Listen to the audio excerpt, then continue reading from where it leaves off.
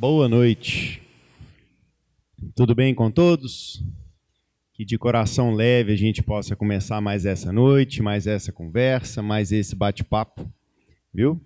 Quem está sentado aí mais pro fundo, se quiser sentar aqui para frente, às segundas-feiras eu não mordo, viu? Pode vir sem medo. É só um convite, tá, gente? Não é uma imposição, não, de maneira alguma. Hoje nós vamos conversar sobre mais uma lição do Emmanuel, capítulo 68 do livro Vinha de Luz, intitulada No Campo. Eu sempre gosto de começar fazendo uma leitura.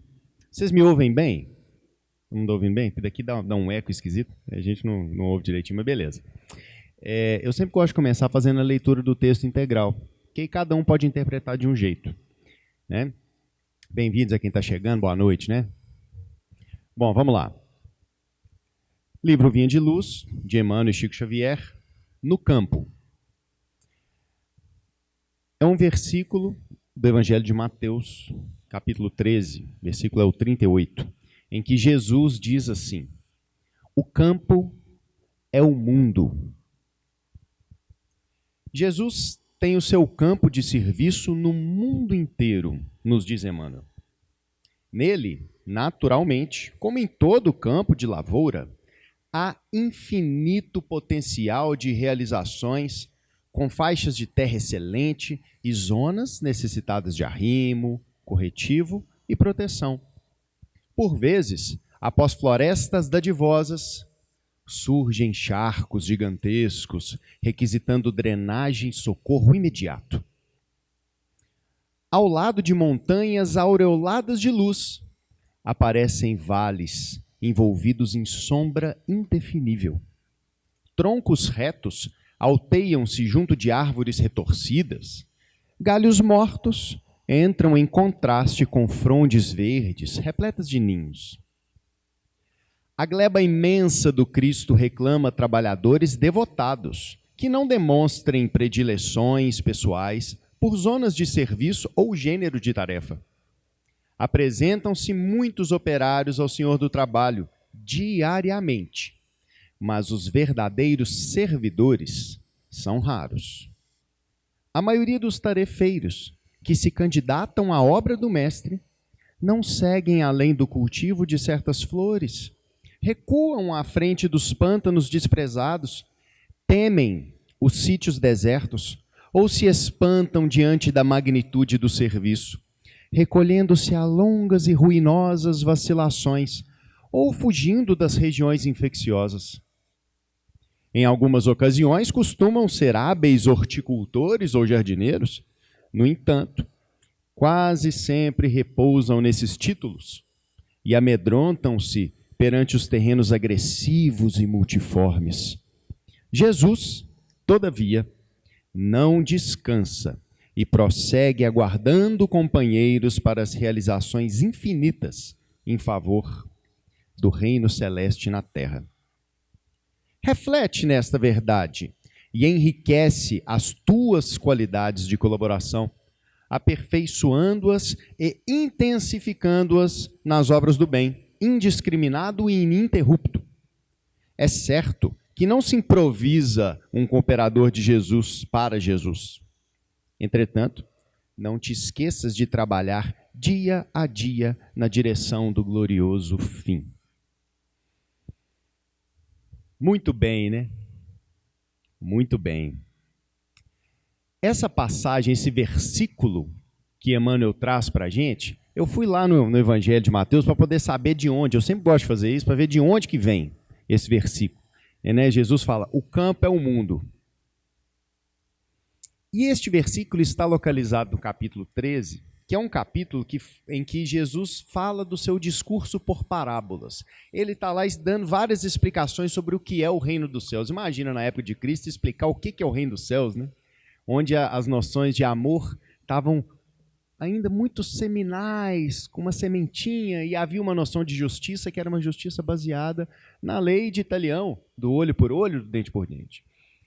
Então é evidente que para explicar algo tão abstrato, Jesus precisava usar parábolas, e ele diz isso, Mateus nos relata isso no capítulo 13. E aí, é neste capítulo em que Jesus começa contando a parábola do semeador, por exemplo. Em seguida, ele fala da parábola do joio e do trigo, né? A parábola do grão de mostarda, a parábola do fermento, né? E aí Jesus, inclusive, explica para os discípulos por que ele fala por parábolas, que os discípulos perguntam: "Oi, mestre, por que você está falando por parábola?" Aí ele explica, fala: "Ó, o povo não está entendendo, não. Né? Aquele que tiver ouvidos de ouvir, que ouça", e por aí vai. E é na explicação da parábola do joio e do trigo que Jesus solta essa frase: "O campo é o mundo". Não sei se você se recorda, a parábola do joio e do trigo diz que um bom senhor, né, cultivou, né, boa semente num campo. E aí vem o inimigo seu e plantou a cisânia. Né, em algumas traduções a gente tem plantou o joio, e em outras tem que plantou a cisânia. Né? Quanta gente não planta cisânia por aí, né? Quantos de nós, quer dizer, nós não, né? Só lá na Suíça que tem isso. Aqui não é país desenvolvido igual nós, não tem isso não. E aí foi o inimigo e plantou a cisânia. E aí vem a parábola em que Jesus, né, pergunta ao Senhor: "Ó, Senhor, quer que arranque os matinhos que nasceram lá da cisânia?" Fala: "Não, deixa crescer junto. Depois que crescer, a gente vai ver direitinho o que é o que. Aí você arranca o joio, né? Arranca a cisânia, amarra em feixe e queima. E aí nós vamos recolher o trigo e colocar no celeiro." Jesus contou essa parábola, e aí os discípulos perguntaram: "Mestre, o que você quer dizer com aquilo?" Aí ele explicou, e é na explicação que Jesus usa a frase: "O campo é o mundo." Porque ao explicar essa parábola, ele diz assim: o que semeia a boa semente é o Filho do Homem. E o campo é o mundo. A boa semente, porém, são os filhos do reino dos céus, e as cisânias são os maus filhos. E aí, neste ponto, quando ele diz que o campo é o mundo, Emmanuel pensou que isso não é nem um versículo, gente, é um pedaço do versículo, e trouxe para nós essa lição valiosíssima. E aí, no próprio estudo, Emmanuel começa dizendo assim: Jesus tem o seu campo de serviço no mundo inteiro. Ele não falou que é só aqui em Divinópolis, ele não falou que é aqui no Centro Espírita de Jesus de Nazaré, não falou que é lá na sua casa, aturando às vezes o cunhado, a sogra, o sogro, o irmão, o filho, a mãe. Falou isso não. Ele falou que é no mundo inteiro. Correto? Sou eu não, tá, gente? Emmanuel está falando. De acordo com o que Jesus disse. E aí ele fala que em todo o campo tem infinito potencial de realizações. Então você tem faixas de terra excelente, mas você também tem charcos, você tem zonas que precisam de arrimo, de corretivo, de proteção. Você tem florestas dadivosas de um lado e você tem charcos gigantescos do outro. Você tem montanhas aureoladas de luz e ao lado você tem vales sombrios. Você tem troncos retos no meio de árvores retorcidas. Você tem na mesma árvore galhos mortos e outros onde viceja o verde, a vida, a luz, os ninhos dos pássaros. E aqui a gente tira duas lições fundamentais. A primeira delas, que é óbvia e dita com clareza: a oportunidade para o trabalho está em toda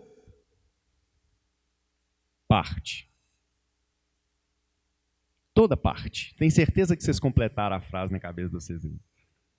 A oportunidade do trabalho está em toda parte. Ai, Leandro, mas eu não sei como é que eu faço para enxergar isso. Como que eu realmente quero trabalhar na seara do Cristo. Estou aqui buscando. O primeiro passo é esse mesmo. Estamos no caminho certo.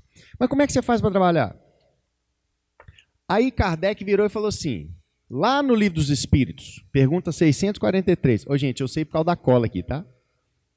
Eu não decoro esse trem não, viu? Inclusive esse material aqui, eu tenho disponibilizado online. Se for possível, a gente coloca no link do vídeo depois. Né? Aí todo mundo que quiser pode acessar lá, tem nem problema nenhum. Lá na parte terceira das leis morais, capítulo 1 da lei divina ou natural, o bem e o mal, Kardec pergunta, questão 643. Haverá quem, pela sua posição, não tenha possibilidade de fazer o bem? Tem alguém que não tem jeito de fazer o bem? Qualquer pessoa. Pensar, a pessoa está tetraplégica na cama, ela não tem possibilidade de fazer o bem nenhum. Será?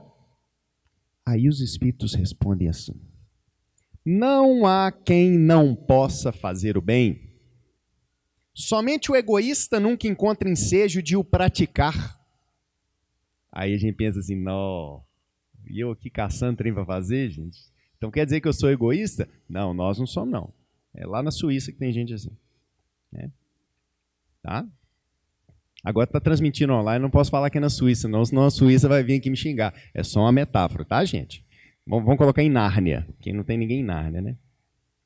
Então, e aí os espíritos ainda arrematam, ó, por que fazer o bem não consiste para um homem apenas em ser caridoso, mas em ser útil, na medida do possível, todas as vezes que seu concurso venha a ser necessário. Bom, esse é o primeiro passo. Então, se a gente está buscando fazer o bem em algum lugar, a oportunidade a gente tem em todo lugar, porque o campo é o mundo, certo? Basta a gente retirar o véu do egoísmo do meu próprio olho. Eu estou dizendo por mim. Tá?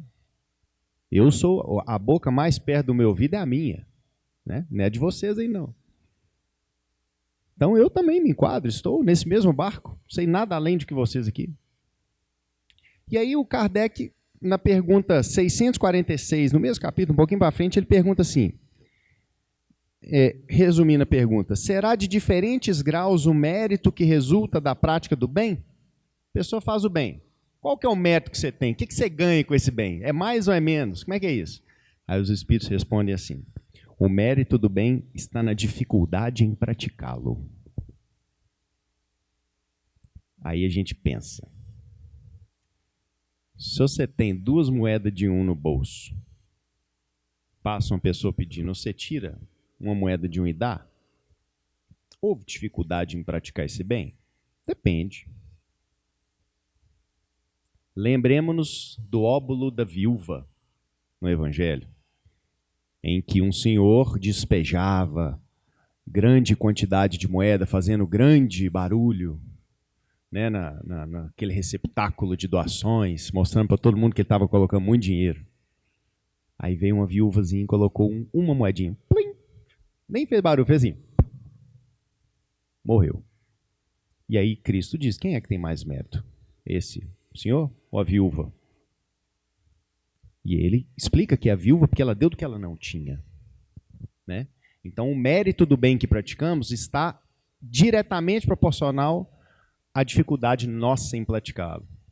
E aí que a gente pensa, gente, se o mérito do bem é de acordo com a dificuldade, imagina se eu virar para vocês e falar assim, ó, vocês vão ganhar aqui R$100 para carregar um saco de arroz daqui até na esquina. Você vai? Vai. Mas se eu falar assim, você vai ganhar 1.000 para carregar um de cimento, você vai querer carregar o de cimento ou de arroz? É só até na esquina, gente. Eu ia querer carregar o de cimento. Ah, mas é muito mais difícil. É, mas o ganho é muito maior. Se a gente pensar que a nossa encarnação é isso aqui, ó, passa voando, o que são as dificuldades que nós enfrentamos aqui perante os méritos que colheremos no reino dos céus? Então essa é a primeira grande lição. Podemos nos mexer. E aí, até no material de estudo eu deixei 2 outras passagens, eu vou voltar nelas aqui depois, também do Emmanuel, uma do livro Vinha de Luz e uma do livro Fonte Viva. Essa do Vinha de Luz é particularmente fantástica. A lição 38 chama Servicinhos, em que Emmanuel vai falando dessas pequenas coisas que a gente faz no dia a dia, desses pequenos servicinhos, às vezes tão menosprezados por nós mesmos, mas que têm uma importância tão grande no montante de doação que nós fazemos do nosso tempo para o outro e que contam de acordo com o mérito que recebemos, com a dificuldade em praticá-lo, né? E uma outra coisa muito importante desse primeiro trecho é que é muito comum a gente julgar as pessoas pelo meio em que elas vivem e pelas relações que mantêm, né? Pela família em que habitam, é muito comum, né? Eu me pego fazendo isso às vezes, penso assim, não, mas o fulano é filho do ciclano, mas não é possível que ele é desse jeito, ou o contrário, não, mas o pai do fulano é desse jeito, mas não é possível que... E aí a gente pensa, gente, no mesmo galho, na mesma árvore frondosa, lado a lado, nós temos galhos que vicejam e galhos mortos.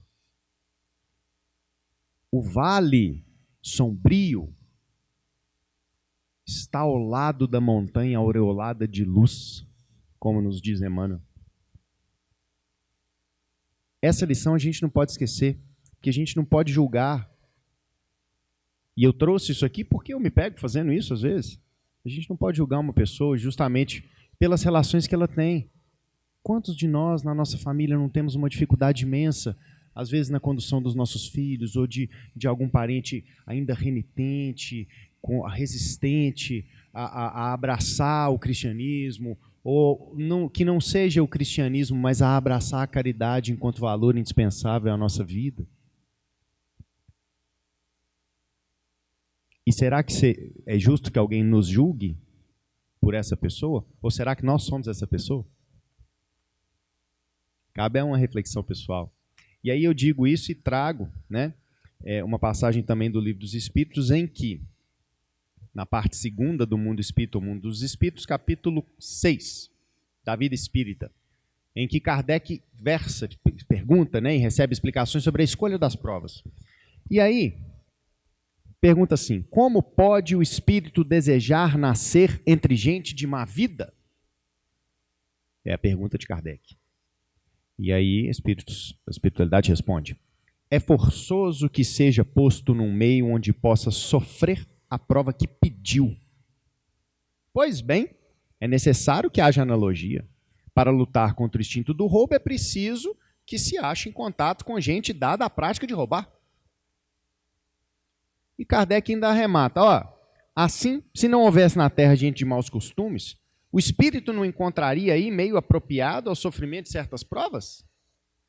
Né? Se não tivesse na Terra quem rouba, quer dizer então que o espírito não ia encontrar meio apropriado a passar por essa prova da tentação do roubo? E entre outras tantas. E os espíritos respondem: isso seria de lastimar-se? Em outras palavras, Kardec perguntou assim: olha, então quer dizer que a gente só passa essas provas aqui porque é preciso que tenha gente assim? Ele falou: isso seria de lastimar-se? E o que ocorre nos mundos é o que ocorre nos mundos superiores, onde o mal não penetra. Eis porque nesses mundos só há espíritos bons. Fazei que em breve o mesmo se dê na terra. Então, gente, quando a gente se depara com vales sombrios, com galhos mortos, com charcos pantanosos, diante do nosso dia a dia, no campo do trabalho do mundo, isso só existe porque é uma oportunidade de trabalho, normalmente escolhida por nós. Quando? Aí vocês vão ter que ler esse pedaço aqui do Livro dos Espíritos para poder entender. Porque a escolha de provas ela se dá em conformidade com o nosso livre-arbítrio, evidentemente. Você não deixa uma criança sozinha em casa de 2 anos de idade, porque você sabe que ela não tem livre-arbítrio para isso. Assim como o Pai que está nos céus, misericordioso como é, não nos abandonaria, ignorantes como somos, a escolha das nossas provas à revelia. Se nós, muito mais imperfeitos, fazemos isso, fazemos o mesmo para com as crianças, de onde a gente tira a ideia de que Deus e seus mensageiros não fariam o mesmo por nós? Então, somos direcionados na medida da nossa capacidade de escolha. Mas estamos iniciando o nosso processo de libertação e não nos enganemos, a escolha é minha. Eu escolho o meu. Cada um aqui escolhe o seu. Seja a escolha pré-reencarnatória, seja a escolha no ato. Só vocês pensarem assim, neste momento vocês estão escolhendo o que vocês vão viver na próxima. Eu estou escolhendo o que eu vou viver na próxima. Já parou para pensar nisso? Que você está, inclusive, na sua melhor versão? Tem gente que fica querendo saber, o que eu fui na outra vida, né? Ai, meu Deus do céu, eu queria saber o que eu fui. Hoje não queira não. Queira não, coração. Pensa que hoje você está do melhor jeito que você pode estar. Imagina para trás. O esquecimento que nós temos das encarnações anteriores é um ato de misericórdia da espiritualidade, da divindade para conosco. Se nós lembrássemos o que fizemos outrora, talvez ficássemos tão estarrecidos que que a gente ia até desanimar. E a gente pode desanimar? Pô, não. De jeito nenhum. Não estamos aqui para isso. E é por isso que Emmanuel continua dizendo assim, ó, a gleba imensa do Cristo, referindo-se ao campo, ao trabalho, ao mundo, reclama trabalhadores devotados que não demonstrem predileções pessoais por zonas de serviço ou gênero de tarefa. Não fomos nós que escolhemos? Então a gente não pode demonstrar predileção por isso ou aquilo depois que a gente está aqui, não. Aí você pensa assim, nossa, mas eu escolhi vir com fulano. Escolheu. Mas e agora, dá para desescolher? Uai, até dá. Mas depois você vai ter que se ver com isso em algum momento. Só lembrar do saco de arroz e do saco de cimento. Quanto mais difícil for de carregar, gente, maior é o mérito. E aí, Emmanuel continua dizendo assim, apresentam-se muitos operários ao Senhor do trabalho diariamente. Operário, pensa um operário, a pessoa executa, pega, faz o que faz o que lhe mandam, certo? Está ali. Mas ele ainda fala que os verdadeiros servidores são raros. E aí temos uma distinção fundamental entre servidores e operários. Aí tem gente que vai pensar assim, mas na minha carteira de trabalho está operário, o Emmanuel está me desmerecendo. Não é isso não, coração. Não é isso. Neste sentido, o operário está aquele que trabalha. O operário trabalha, o operário executa, certo? Mas e servir? Será que é o mesmo que operar? Não é. E aí no material de estudo também, eu deixei à disposição, para quem quiser consultar depois, alguns contos de livros diferentes, vou pegar aqui minha cola que eu vou saber dizer para vocês melhor, do Irmão X, psicografado do Chico Xavier. Tem um livro que chama Pontos e Contos, em que a lição 41 fala, intitulada A Tarefa Recusada. E aí, o Irmão X conta para a gente que Atanásio, que é um orientador espiritual de um grupo e tudo, ele queria instituir um trabalho que era um grupo, pelo que eu entendi aqui, um grupo mediúnico, pessoas que faziam tarefas de mediunidade, tal, queria instituir um trabalho de cura entre os membros daquele grupo ali. E aí ele solicita autorização para os superiores, no plano espiritual, e os superiores falam assim, mas você tem gente gabaritado, afim de pegar o boi no chifre? Aí fala, tem, uai. Você tá doido? Meu povo é bom demais da conta. E ele falou, então vamos lá, fulano, vai com o Atanásio lá. Aí chegaram na reunião, fizeram reunião mediúnica, não sei o quê, a espiritualidade conduzindo. E aí, no final, o Atanásio manifestou, falou, gente, nós vamos começar um trabalho de cura aqui, ó. Intuindo, manifestou intuindo o dirigente da reunião. E aí, no dia marcado, fala assim, fulano, você quer fazer o trabalho? Aí o outro fala, eu não dou conta, porque não sei o quê. Fulano, você quer? Eu não dou conta, porque... mas eu sou muito imperfeito. Mas eu sou não sei o quê, não sei o quê. Resultado. O trabalho ficou para depois. Estavam escolhendo o gênero de serviço. Aí a gente pensa, mas Leandro, eu sou muito imperfeito. Como que eu posso fazer? Gente, pelo amor de nosso Senhor Jesus Cristo, eu estou aqui nesse momento falando para vocês, trabalhando na seara do Cristo, com uma oportunidade bendita que me foi concedida por essa casa mais uma vez. Eu estou muito longe da perfeição, mas muito longe. Tem uma lição, acho que eu tenho gostado muito de citar ela, porque ela me é muito consoladora. É do livro, salvo engano, Religião dos Espíritos. A lição intitulada Pureza, em que Emmanuel, por meio do Chico Xavier, nesse livro, vai dizendo, olha, Jesus foi o ser mais puro que passou por aqui. E ele olhava para as pessoas com um olhar de pureza. Então, quando ele viu Pedro, onde todo mundo via um pescador ignorante, bronco, bruto, ele viu Pedro na sua pureza, no que ele viraria. Quando ele viu Paulo de Tarso, que todo mundo via como um doutor da lei, rígido, intransigente, ele viu o grande disseminador do cristianismo. Quando ele viu Maria Madalena, em que muitas pessoas viam uma mulher de má vida, desvirtuada, desviada, ele viu alguém capaz de transmitir amorosidade por uma pleiade de outros espíritos.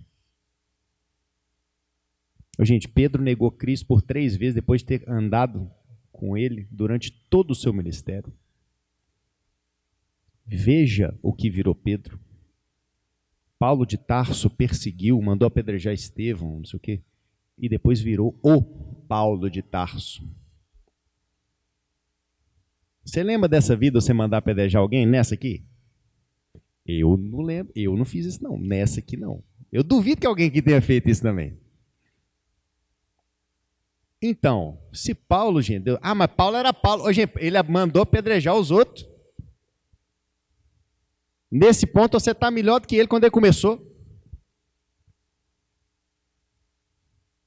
Então, temos a oportunidade. Correto? Temos essa oportunidade. Não podemos menosprezar que nós temos a oportunidade de fato de sermos servidores e não simplesmente escolhermos como operários o trabalho que nos é dado, né? O trabalho que a gente quer, né? Um outro que tem aqui também no reportagem de Além Túmulo também, que é outra indicação aqui, eles chamam apelo inesperado, em que acontece algo análogo, né? Os irmãos aqui reunidos, né, se não me engano, essa é a lição. Vou pegar minha colinha aqui, ó. Aqui a gente tem também o irmão X nos contando que havia um cooperador chamado Firmino, que fazia vários trabalhos, atendia todo mundo, não sei o quê, mas na casa dele mesmo o pau estava quebrando, ele deixava as filhas, né, a esposa trabalhando, e ele atendia na tarefa, né, não dizia aqui que era um centro espírita, né, mas dizia que ele atendia uma tarefa de caridade e tal, que o consumia, e por conta disso ele acabava não trabalhando. E aí, no final das contas, a espiritualidade manifesta para ele e fala assim, olha, eu preciso que você ajude alguém, né? Tem o pessoal precisando, ela fala, quem que é? É o fulano de tal. Eu falei, não, filho, eu sei. Deixa de lado um pouquinho essa tarefa aqui, vai cuidar da sua família, vai cuidar do seu, porque isso também foi escolha dele naquela encarnação, né? E aí, Emmanuel continua dizendo assim, ó, a maioria dos tarefeiros que se candidatam à obra do mestre não seguem além do cultivo de certas flores, recuam. E aí ele diz que nós recuamos diante dos pântanos, nós tememos os sítios desertos, nós nos espantamos com a magnitude do serviço e a gente acaba se recolhendo a longas e ruinosas vacilações, fugindo das regiões infecciosas. A gente faz isso, né?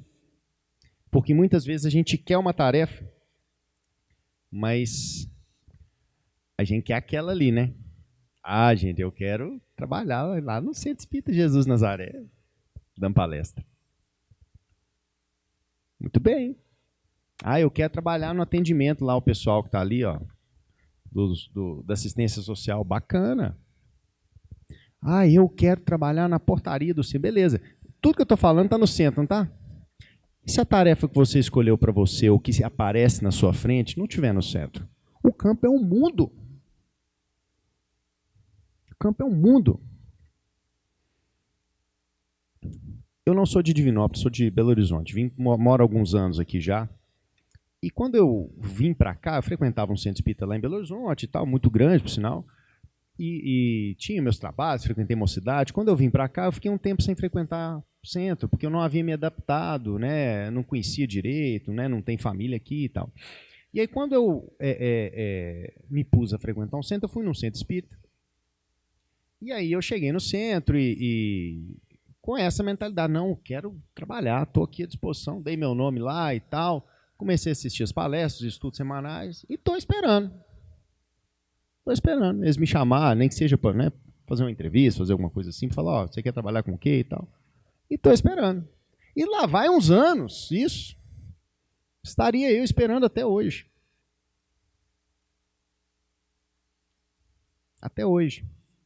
Né? Não por essa razão, mas enfim, né, a vida me levou a frequentar outros centros, né? E aí, a partir disso aí, é aquela história, soldado que está na porta do quartel, não tem um ditado assim? Está preparado para começar a ronda, não tem um negócio assim? Não tem, gente? É algo do tipo. Então, se você quer ter a oportunidade de um trabalho, todo mundo pode trabalhar? Pode, está aqui. Kardec falou, né, os espíritos disseram. Como que eu vou fazer isso, né? Uai, esteja disponível. Para qual trabalho? Porque aparecer. Nós não estamos aqui para escolher, estamos? Nós estamos aqui para pegar o boi no chifre do jeito que ele aparecer para nós, ué. Ai, mas esse eu não quero. Ô, coração, então você vai ter que ler essa lição em casa, com carinho. Porque é isso que Emmanuel está dizendo para nós. Você pode, podemos não querer? Podemos. Às vezes a gente, de fato, não tem forças para isso. E tudo bem. Cristo entende o nosso momento. E cabe-nos dizer que não podemos temer o progresso lento. Devemos temer ficar parados. Então, se você está progredindo, ainda que lentamente, excelente. Mas não fique parado, não. Tá? Ficar parado, manter-se no mesmo lugar, inerte. Bom, Emmanuel nos diz assim ainda que, em algumas ocasiões, alguns de nós somos hábeis horticultores ou jardineiros, né? Mas quase sempre a gente repousa nesses títulos e se amedronta diante dos terrenos agressivos e multiformes. Então tem gente que é bom, aí você faz aquele trem bem feito demais. Nossa, você sabe fazer, bacana. Mas você faz? Mas eu faço? Eu recebi a oportunidade de poder falar, por exemplo, aqui. Mas eu falo. Quando alguém me liga, falando assim, ó, Leandro, vai lá falar para nós e tal. Eu vou. Ou eu falo, ah, não posso, esse dia eu não posso. E aí eu gostaria de recordar a parábola dos talentos. Todo mundo aqui conhece a parábola dos talentos? Conhece ou não conhece? Vocês vão ganhar o título de plateia mais comportada, viu? Vocês estão uma gracinha. A gente tem que conhecer a parábola dos talentos. Se você não conhece, não tem problema não. Vamos conhecer. Jesus conta que um senhor distribuiu moedas, talentos para os seus servos, de acordo com as suas capacidades. Para um ele deu 10, para outro ele deu 5, para outro ele deu 1, sei lá. E viajou. Quando ele voltou, ele tomou conta, né, pediu conta. Aquele que tinha 10, multiplicou, tal, 20. Aquele que tinha 5, multiplicou, não sei o que, 10. Aquele que tinha 1, o que ele fez? Enterrou na terra, falei, ai meu Deus, vou perder esse trem ainda vai me dar um catiripapo. Esse que enterrou na terra devolveu 1. Aí o senhor falou assim, você está doido, irmão? Melhor ser entregado esse trem no banco do que me devolver um só. Ou seja, nós recebemos o talento é para multiplicar, é para usar, não é para guardar não. Então se você faz alguma coisa bem feita, se você tem uma habilidade, coloque essa habilidade a serviço. A da casa espírita? Não, a serviço do mundo, daqueles que estão à sua volta. Seja útil, né? E aí, quando Emmanuel retoma a lição, ele fala que é para a gente refletir nessa verdade, enriquecer as nossas qualidades de colaboração, intensificando nas obras do bem, indiscriminado e ininterrupto. É até 7h40? 5 minutinhos, vamos lá. E aí, para a gente enriquecer as nossas qualidades, a gente não pode se esquecer que o que nos diz o Evangelho é fora da caridade não há salvação. Não é fora da casa espírita, não é fora da igreja, não é fora do templo católico, é fora da caridade.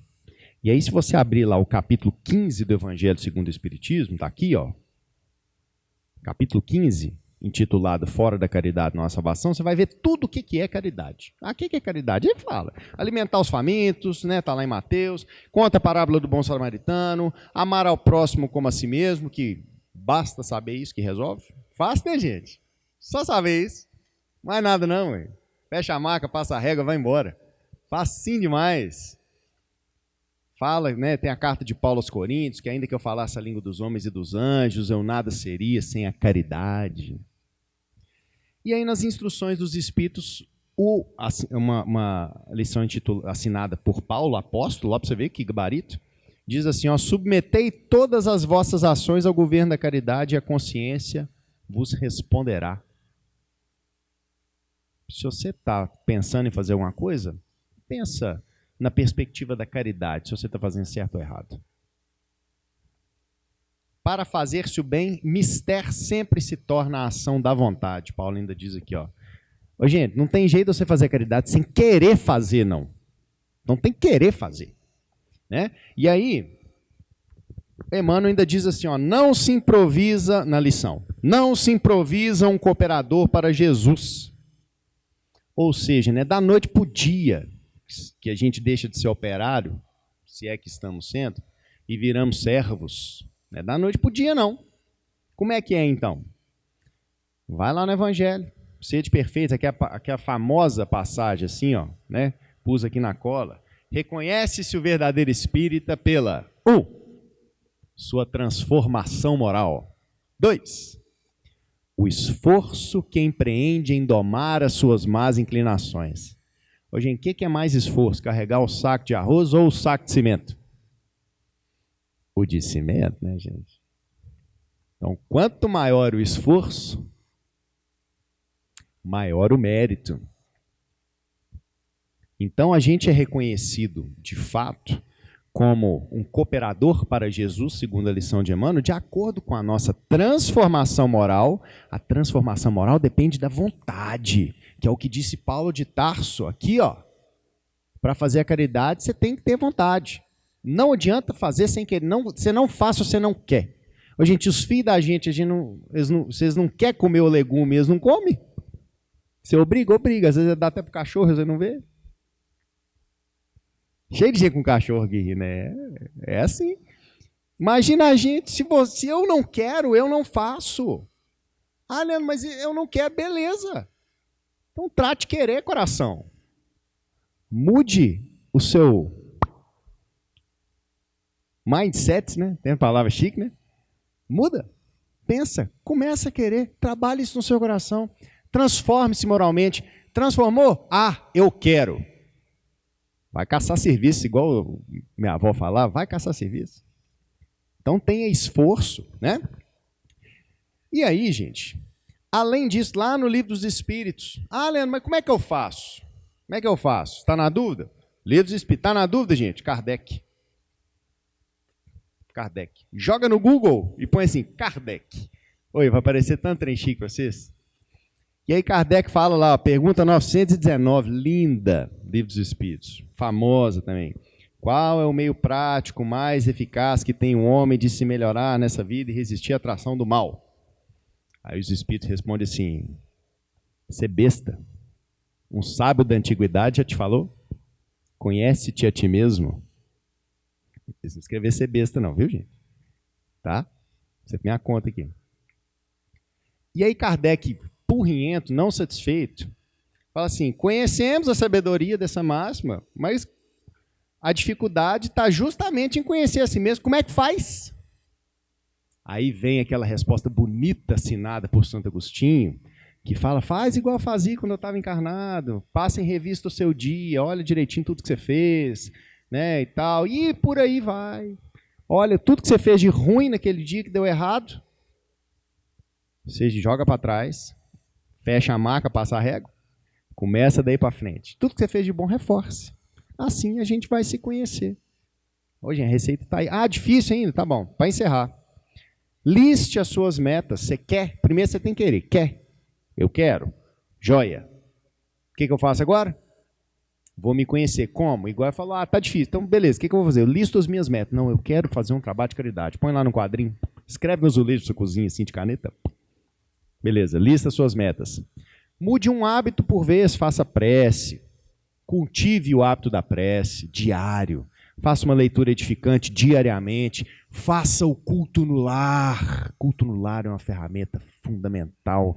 Cada casa. Ai, Leandro, mas lá na minha casa só eu. Ô, gente, encarnado, né? Pega o livro e faz o culto, você só encarnado. Mas sozinho, não. Se você der conta de ficar sozinho, eu vou tirar o chapéu para você, porque encarnado pode ser que seja só você. Agora, desencarnado é até melhor fazer o culto, porque aí a gente afasta os bons os ruins e traz os bons, né? Cuidado com os programas de TV que você assiste, assista programas de TV edificantes. Cultive o hábito de elogiar as pessoas, né? Pense sempre o que você gostaria que fizesse com você se você estivesse nessa situação. E aí, a partir daí, a gente começa, aí volta lá naquele ponto. O que é essa caridade? É ser útil. É ser útil. E com isso, a gente consegue se preparar para nos tornarmos servidores da seara do Cristo. Porque, afinal de contas, o campo é o mundo. E nós estamos neste campo com a oportunidade esplêndida e única do trabalho. Tem uma lição do livro Ceifa de Luz, chamada A Perda Irremediável. Essa lição me impactou muito o dia que eu assisti uma palestra sobre ela, porque ela diz que tudo, resumindo, tudo na vida a gente recupera, viu? Se você cometer um crime, você consegue reaver isso. Você consegue pagar isso. Seja na terra, seja no plano espiritual, seja em expiação. Se você fez um erro, você consegue resolver. Qual que é a única coisa que a gente não recupera? É o tempo. O tempo é uma perda irremediável. E estamos aqui, neste momento, com a faca e o queijo na mão, prontos para aproveitar esse tempo que cada um de nós recebeu. Ah, mas eu sou imperfeito. Esquece para trás. Pega da agora para frente. Você é quem você quiser ser. E eu tenho certeza que se a partir de agora você se dispuser à sua transformação moral e se esforçar por domar as suas más inclinações, tenho certeza que sairemos do plano de meros operários das nossas vidas, meros executores do dia a dia, para servidores do Cristo, fazendo com que o Pai Nosso se concretize quando a gente diz assim, ó, venha a nós o vosso reino. Que Jesus nos abençoe, que possamos todos ir para as nossas casas, levar um pouco desse amor que a gente recolhe aqui entre nós e que essas modificações se processem no coração de cada um. Obrigado.